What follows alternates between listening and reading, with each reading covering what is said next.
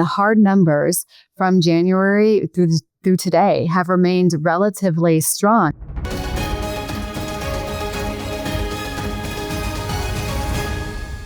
Good morning. I'm Vanessa Welch here with Marta Norton, our chief investment strategist, to break down the first jobs report since Liberation Day.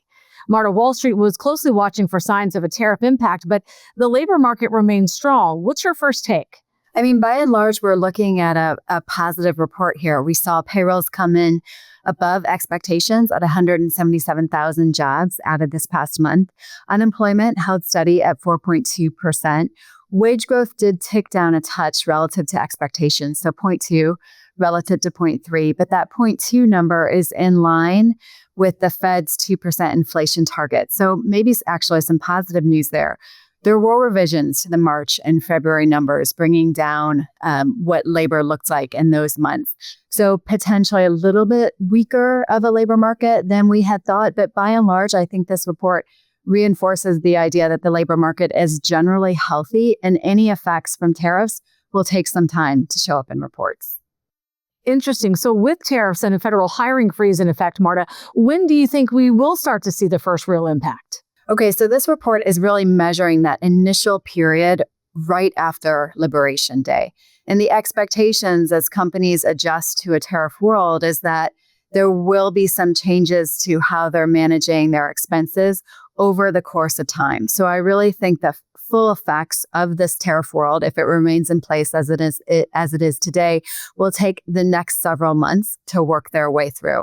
Now, the DOGE effect is alive and well in the reports. That effort has been in place for longer. And so we did see federal jobs decline this month. And in fact, the Bureau of Labor Statistics points out that we've seen 26,000 jobs decline in the federal government space since January. So there is some of that effect in working through the numbers today. However, the BLS also points out that folks who are on paid leave or severance are still counted as employed. So those numbers will still have some effect in the months to come. Yeah, that is really helpful context. We know, Marta, that the Fed is closely watching the labor market for any signs of weakness as it anticipates slower growth from the Trump administration's tariff policy. I'm curious what your outlook is for next week. How do you see the Fed responding? Sure. So the Fed has said that it's really oriented toward the hard numbers, those quantitative measurements of the economy. And the hard numbers from January through today have remained relatively strong. And with today's report, we have another set of strong numbers on our hands. So as the Fed is getting real-time views of how the economy is evolving, and as it's balancing its concerns around inflation with the labor market, it's hard to imagine that they're going to put in a cut as early as next week. However, as we start to see the numbers evolve, we could see the Fed make a move later in the summer. Yeah, today's jobs report shows the labor market remains steady, but it's clearly facing new headwinds from tariffs and policy changes.